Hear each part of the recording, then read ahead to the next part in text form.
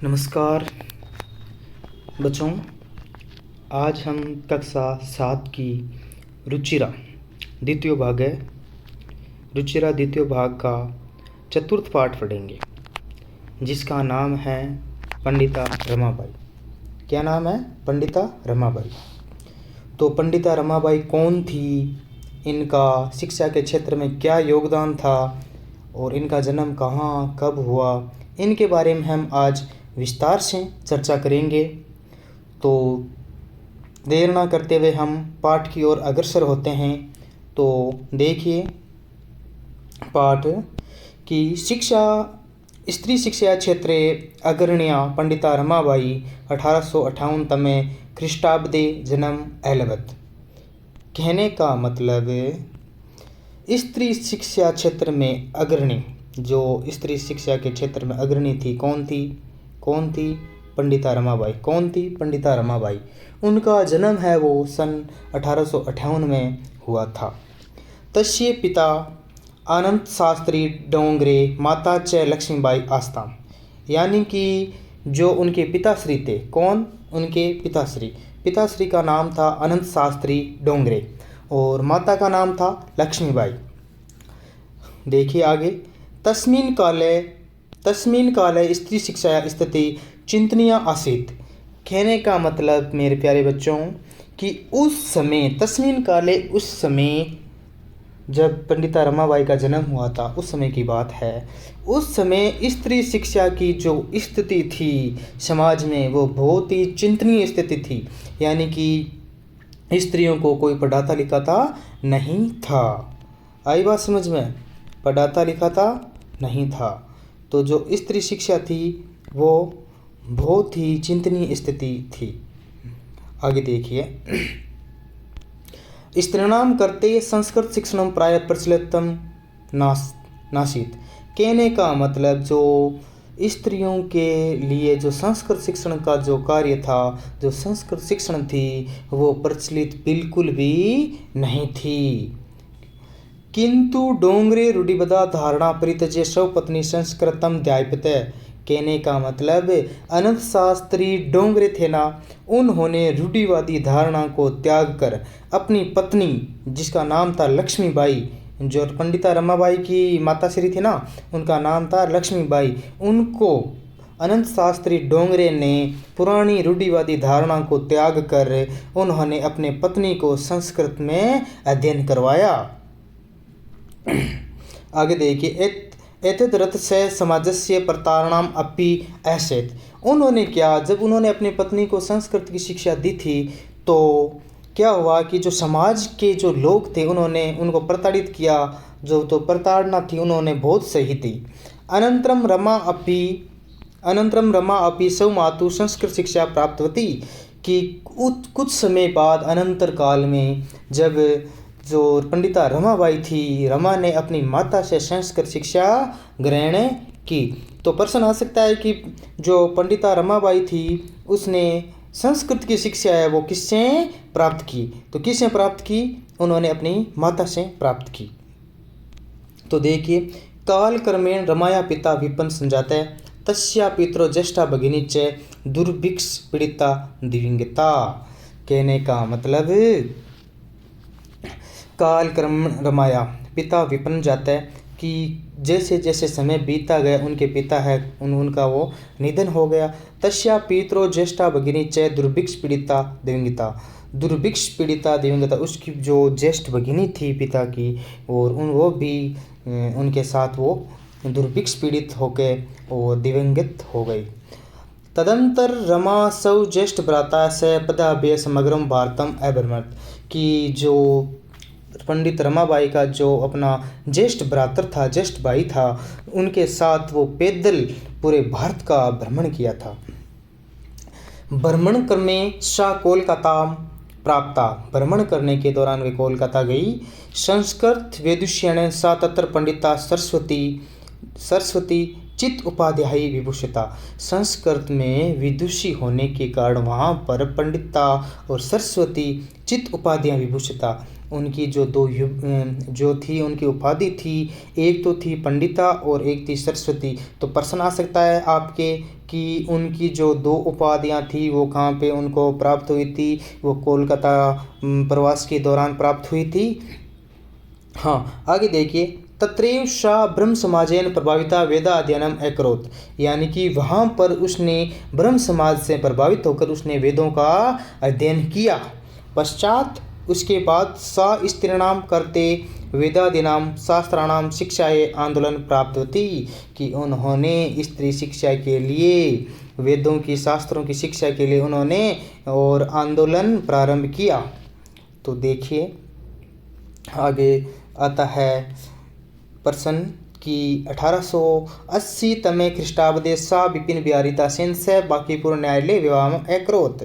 कहने का मतलब 1880 में विपिन बिहारी दास महोदय के साथ उन्होंने बांकीपुर न्यायालय में विवाह कर लिया था। तो प्रश्न आ सकता है कि पंडिता रमाबाई ने किन के साथ विवाह किया था? तो विपिन बिहारी दास के साथ विवाह किया था। सार्धेक वर्षात् अनंतरम तस्या पति दिवंगत। कहने का मतलब सार्धेक यानी कि सार्ध का मतलब आधा, एक का मतलब एक, यानी कि 1.5 वर्ष पश्चात ही उसके पति की मौत हो जाती है। उसके पति की मौत हो जाती है। आगे देखिए इसी का ही कहने का मतलब उसके शादी के 1.5 वर्ष बाद ही उसके पति की वो है मृत्यु हो जाती है। और उसके बाद में तदंतर सा पुत्रिया मनोरम्या से जन्मभूमि महाराष्ट्र प्रत्यागच्छत।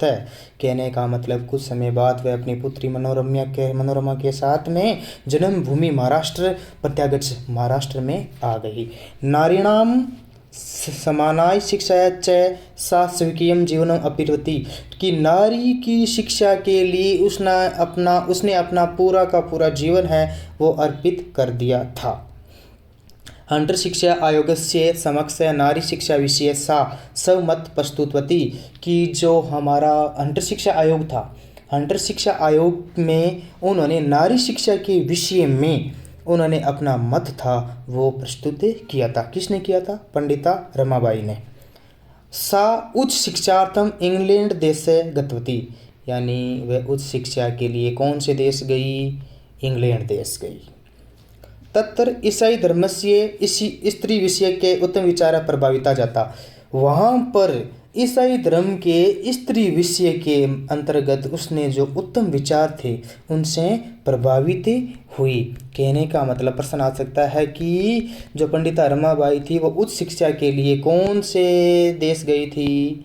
वो गई थी इंग्लैंड देश। आगे देखिए, इंग्लैंड देशात रमाबाई अमेरिका देशम अगच्छत। इंग्लैंड देश से रमाबाई है वो अमेरिका गई थी। तत्र सा भारतीय विधवा स्त्रीणाम सहायतार्थम अर्थ संचयम अकरोत्। कहने का मतलब वहाँ पर उसने भारत की जो विधवा स्त्रियाँ थी उनके लिए पैसों का संचय किया, रुपये वे इकट्ठे किए।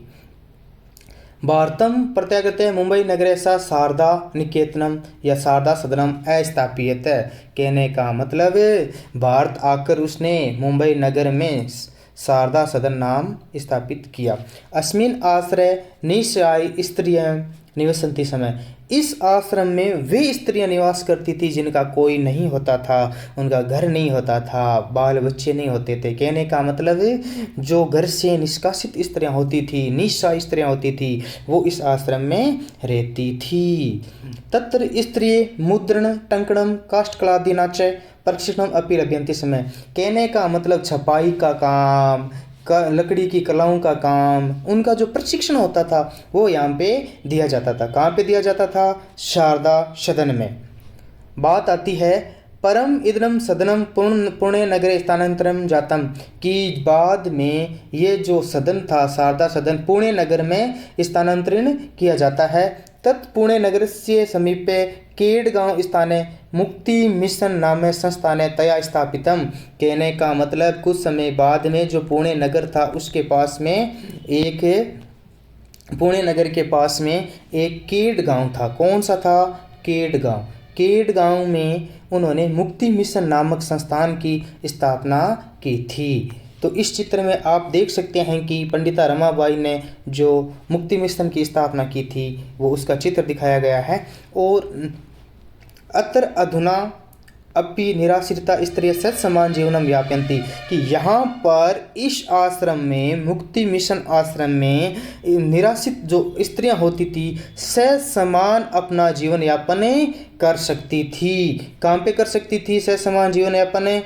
वो कर सकती थी मुक्ति मिशन में। कहाँ कर सकती थी? मुक्ति मिशन में। चलो देखिए आगे। 1922 यानी कि 1922 तमे ख्रीष्टाब्दे रमाबाई महोदया निधनम अभवत, कि 1922 में रमाबाई का निधन हो गया था। सा देश विदेशानाम अनेकासु भाषासु निपुणा आसीत्, वे देश विदेश की अनेक भाषाओं में निपुण थी। कौन थी? पंडिता रमाबाई।